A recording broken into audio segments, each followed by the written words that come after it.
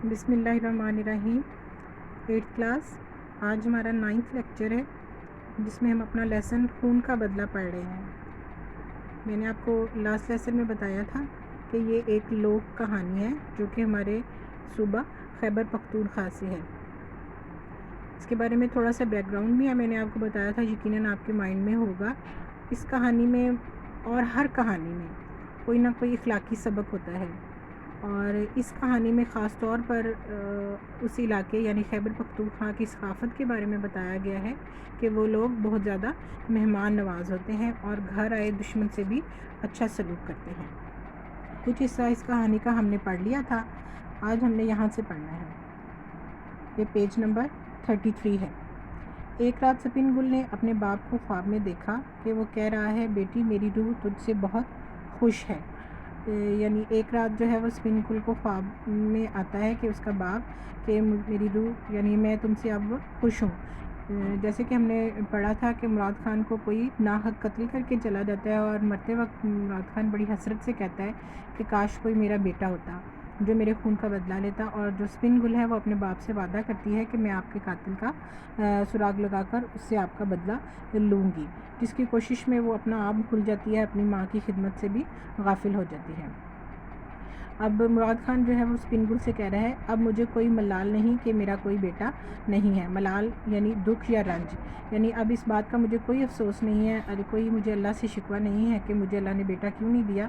تو نے بیٹوں سے بڑھ کر میرے قاتل کی تلاش کی ہے، لیکن اب تو اس خیال کو اپنے دل سے نکال دے اور اپنی بوڑھی ماں کی خدمت کر۔ یعنی اس کا باپ بھی جو ہے وہ اس کی وجہ سے یعنی اس کی زندگی جو ہے وہ ساری قاتل کو ڈھونڈنے میں چلی جا رہی ہے، اور وہ اس کی شادی کی عمر گزرتی جا رہی ہے، اور دوسرا وہ اپنی ماں کی خدمت سے بھی غافل ہے، تو اس کے باپ کو بھی اس کی باپ کی روح بھی پریشان ہے۔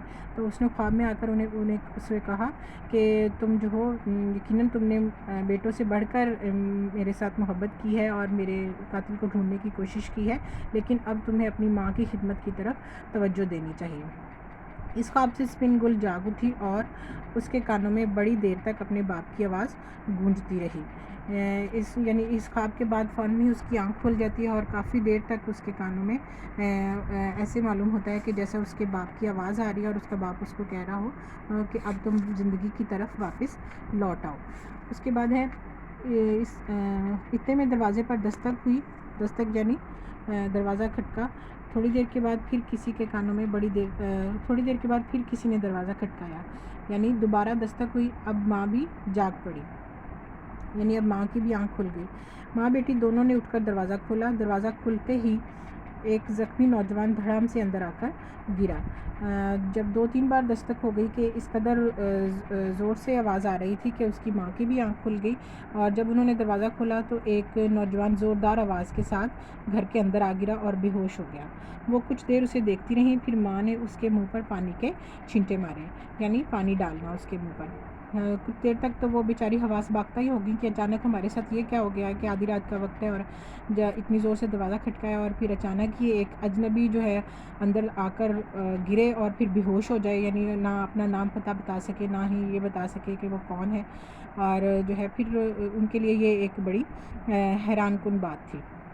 دونوں نے اسے پلنگ پر لٹایا، پلنگ یعنی بستر یا بیڈ۔ سپن گل نے جلدی سے پانی گرم کر کے اس کے زخم دھوئے۔ کچھ دیر بعد اسے ہوش آ گیا۔ اس کی ماں نے نوجوان کو گرم گرم دودھ پلایا، اور اسے وہ دن یاد آ گیا جب مراد خان کو اسی طرح زخمی حالت میں لایا گیا تھا۔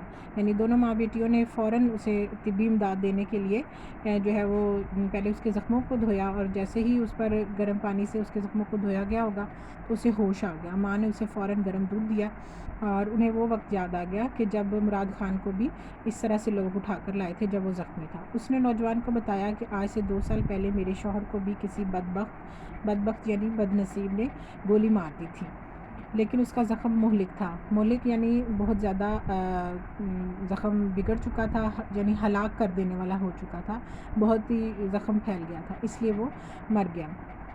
تم نوجوان ہو اور زخم بھی گہرا نہیں ہے، بس ذرا سی کمزوری ہے۔ کمزوری یعنی نکاہت، یعنی خود سے ابھی اچھے سے چل پھرنا، اپنی زندگی کی کام نہ کر پانا۔ وہ رفع ہو جائے گی، رفع یعنی دور ہو جائے گی۔ نوجوان نے پوچھا تمہارے شوہر کا نام کیا تھا؟ اس نے کہا مراد خان۔ یعنی نوجوان کو بھی اس کی بات میں دلچسپی ہوئی کہ آخر یہ اتنے اچھے لوگ ہیں اور ان کے ساتھ ایسا کیسے ہو گیا کہ ان کے شوہر کو کوئی نامعلوم لوگ جو ہیں وہ قتل کر کے چلے گئے۔ تو اس کو تجسس ہوا، جب وہ اسے پوچھتا ہے کہ ان کا نام کیا تھا تو وہ انہیں بتاتی ہے کہ ان کا نام مراد خان تھا۔ یہ سن کر نوجوان سکتے میں آ گیا۔ سکتہ میں آ جانا یعنی بہت زیادہ حیرانگی میں چلے جانا، وہیں پہ جم جانا، حرکت نہ کر سکنا۔ اسے یوں محسوس ہوا کہ کسی نے اس کے سر پر کاری ضرب لگا دی ہے۔ کاری ضرب یعنی شدید قسم کی چوٹ لگا دی، یعنی اس کے سر پر کسی نے اتنے زور سے مار دیا ہے کہ اس کے وہ حواس باختہ ہو گیا، اسے کچھ سجھائی نہیں دے رہا۔ اس نے آنکھیں بند کر لی اور مراد خان کی بیوی نے پوچھا خیر تو ہے؟ اس نے کہا کوئی بات نہیں، درد کی وجہ سے کروٹ بدلنا چاہتا ہوں۔ کروٹ بدلنا یعنی پہلو بدلنا، یعنی اگر دائیں طرف لیٹنا یا بائیں طرف لیٹنا۔ تو مراد وہ جو اس نوجوان نے آنکھیں بند کر لی، اس کا نام سن کر یقیناً اسے جھٹکا سا لگا، حیرت ہوئی، وہ سکتے میں آ گیا، یعنی کچھ بول نہ پایا، کچھ لمحوں کے لیے بالکل سٹل ہو گیا۔ ماں بیٹی نے اس نوجوان کی بڑی خدمت کی۔ جب بھی سپن گل اس کے لیے کھانا لے کر آتی تو نوجوان کی آنکھوں سے آنسو جاری ہو جاتے۔ یعنی دونوں ماں بیٹیوں نے مہمان نوازی کا حق ادا کر دیا کہ جب بھی وہ لیکن جب وہ اس کے لیے کھانا لے کر آتی سپن گل تو نوجوان جو ہے وہ رو پڑتا، اس کی آنکھوں سے آنسو نکلنے لگ جاتے۔ اسے کچھ ندامت سی محسوس ہوتی، ندامت یعنی شرمندگی۔ وہ بار بار کہتا تھا میں تمہارے اس احسان کو کبھی نہیں بھلا سکتا۔ یعنی وہ دونوں ماں بیٹیوں کے احسان کے بوجھ تلے دبا جا رہا تھا۔ یقیناً اس کے دل میں ایسی کوئی بات تھی، کوئی کسک تھی، کوئی راز تھا کہ جس کی وجہ سے جب بھی وہ ان کو دیکھتا اور ان کی خدمت کا جواب جو ہے وہ جانتا تھا کہ میں نے ان کے ساتھ اچھا نہیں کیا شاید، اسی لیے وہ رو پڑتا۔ اس کی ماں کہتی میں نے تم پر کوئی احسان نہیں کیا، ہم نے تو اپنا فرض ادا کیا ہے، تم نے ہمارے گھر میں پناہ لی ہے، اگر تم صحت یاب ہو کر جاؤ تو یہ ہمارے لیے بڑی فخر کی بات ہوگی۔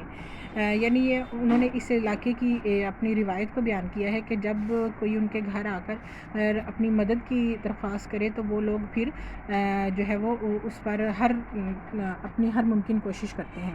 پناہ میں آنا یعنی اپنی حفاظت میں لینا۔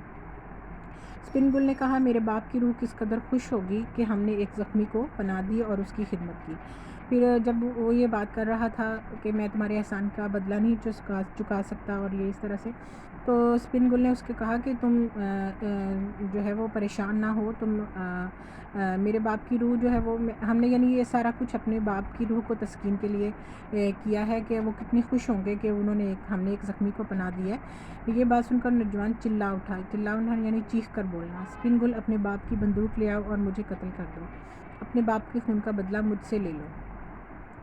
یعنی وہ اب اس کے احسان کے بوجھ تلے اتنا دب چکا تھا کہ اب وہ اس سے برداشت کرنا مشکل ہو رہا تھا کہ وہ لوگ اس کی اتنی خدمت کر رہے ہیں، اتنے دنوں سے اس کو اپنے گھر میں پناہ دے رکھی ہے، جبکہ میں نے اس کے ساتھ کیا تو وہ کہتا ہے کہ تم اپنے باپ کی خون کا بدلہ مجھ سے لے لو، میں ہی وہ بد نصیب ہوں جس کے اشارے پر مراد خان کو قتل کیا تھا۔